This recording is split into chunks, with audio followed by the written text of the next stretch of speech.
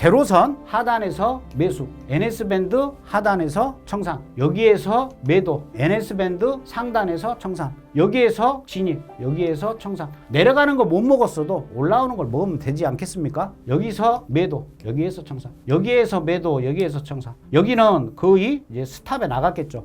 안녕하십니까. 해외 선물의 진심인 남자 남한산성 인사드리겠습니다. 이번 시간에는요, NS 제로선 많으신 분들이 궁금해 하시고 댓글도 많이 올려주셨기 때문에 그 부분에서 조금 더 추가적인 이야기를 좀 드리도록 하겠습니다. NS 제로선 매매 전략에 대해서 설명을 간단히 빠르게 진행을 하도록 할게요. 먼저 현재 보고 계신 차트는 S&P 500 5분짜리입니다. 보시게 되면 지금 회색 선으로 표시된 게 NS 제로선입니다. NS 제로선에 터치를 하게 된다. 기본 원리입니다. NS 제로선에서 터치를 하게 되면 NS 밴드 상단이 목표가가 되는 거예요. 그리고 다시 여기에서 하단이 맞으면 하단이 목표가입니다. 그러면 스탑을 어떻게 두느냐? 보통 S&P 같은 경우에 스탑이 굉장히 유동적입니다. 지금 현재는 여러분들 보통 마이너스 20틱 이게 스탠다드예요. 그리고 우리가 익절은 어떨 때는 여기가 뭐 한 15틱 그리고 20틱 되는 경우도 있고요. 또 변동성이 클 때는 이게 거의 뭐 50틱일 때도 많이 있어요. 하지만 다음 시간에 제가 이 스탑에 대해서 어떻게 잡는지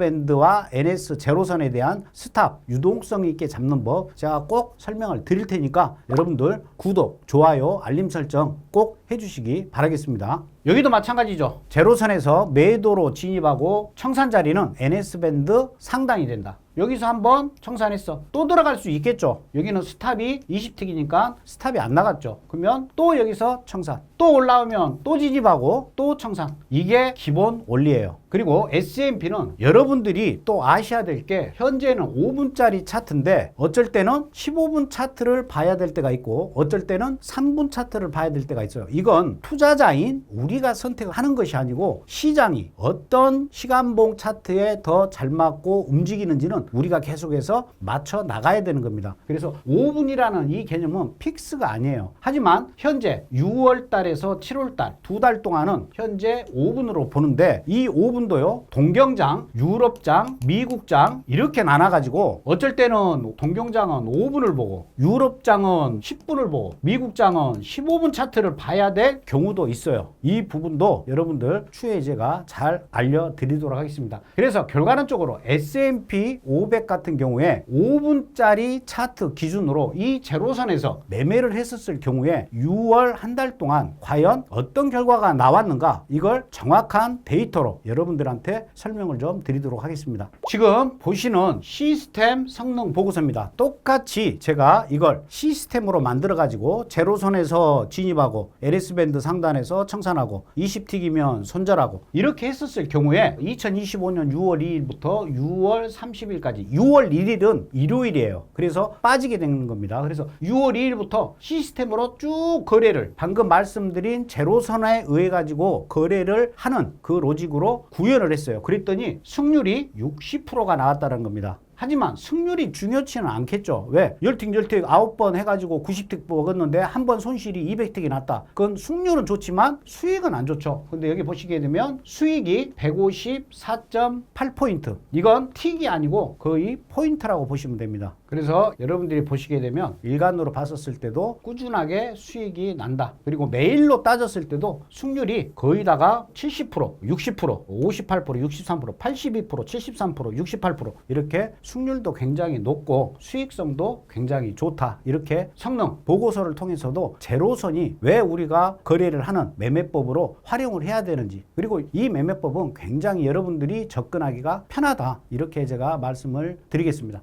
다음은 나스닥 5분짜리입니다. 나스닥도 마찬가지입니다. 제로선 여기에서 매도 목표가는 어디다? NS밴드 상단. 그리고 쭉 가다가 또 여기서 매도 목표가는 어디? NS밴드 상단. 또 여기서는 뭐다? 매수 목표가는 이것만 먹는 거예요. 제가 설계한 건 단타 위주로 우리가 거래를 했을 때 모델입니다. 여기에서 또 매도 진입 그러면 청산은 NS밴드 상단. 여기서 진입 NS밴드 상단. 이렇게만 나스닥도 매매를 하시면 돼요. 그리고 나스닥 같은 경우에는 보통 스탠다드입니다. 스탠다드로 스탑은 70틱입니다. 70틱으로 설계가 돼 있어요. 그래서 70틱으로 스탑을 잡고 목표가는 나와 있죠. 진입가 나와 있고 청산 청산가 나와 있고 그 다음에 스탑 나와 있으니까 이것만 세팅하고 그냥 여러분들은 지금 추세가 매수다 매도다 그거 보실 필요 없이 여기에서 타점만 잡으면 돼요. 우리가 추세라든가 파동은 어쩔 때 본다? 그래도 우리가 길게 가져갈 때 추세도 보고 파동도 보는 것이지 우리처럼 단타로 넣고 빼고 진입하고 청산하고 이런 매매 방법에는 사실상 큰 추세는 필요가 없죠. 나스닥도 마찬가지입니다. 나스닥 5분짜리 차트 기준으로 6월 2일부터 6월 30일 한 달 동안에 성능 보고서를 보면 약 60%의 승률이 나왔고 933포인트나 수익이 났어요. 그리고 일간으로 따졌을 때 이렇게 수익이 났다. 가장 많이 손실 난 거와 가장 많이 수익 난 거 비교했을 때 가장 많이 손실 난 건 마이너스 43, 가장 많이 수익이 났던 건 325. 이걸 뺀 값을 가지고 우리가 보통 계산을 하는 겁니다. 했었을 때 꾸준하게 이렇게 수익으로 마무리가 됐다. 한 달 동안. 그러니까 한 달 동안 무조건 제로선에서 남한산성한테 배운 대로 진입하고 청산하고 손절하고 진입하고 청산하고 손절하고 로봇처럼 계속 거래를 했다라고 하면 이런 결과가 나왔다. 이렇게 여러분들이 보시면 되고 이건 바로 성능 보고서로서 테스트한 결과를 제가 오픈해서 여러분들에게 설명을 드리는 겁니다.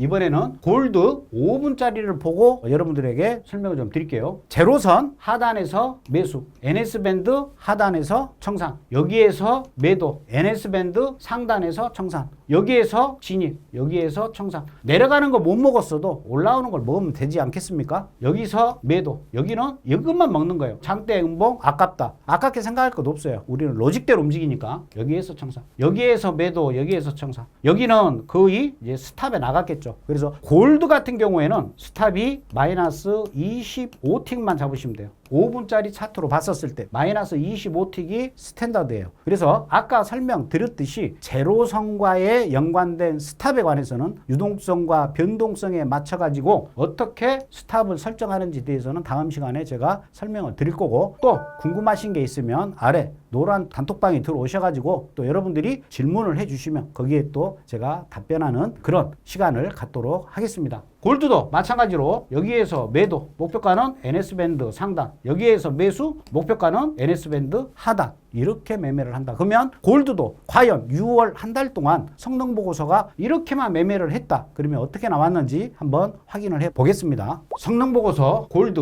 6월 2일부터 6월 30일까지 승률은 약 60%. 그러니까 S&P 나스닥 골드 거의 승률은 60%예요. 쭉 거래를 했었을 때 이러한 데이터가 나왔고 106포인트의 수익을 거뒀다. 이게 이제 결과치로 나오는 겁니다. 여기에서 제가 여러분들한테 강조하고 싶은 것은 어떠한 특정 시간에 대해서 이 제로선 매매로만 했었을 때 승률이 이렇게 나왔다. 그리고 하루 평균 거래 횟수는 18번 정도 거래를 했다. 그리고 수익으로 어찌됐든 간에 나왔다. 이것만 여러분들이 포커스를 두면 여러분들이 매매를 하시는데 또 공부를 하시는데 도움이 되실 거다 해서 준비를 하게 됐습니다. 지금까지 남한산성이었고요. 항상 여러분들 송투하시길 기원드립니다. 감사합니다.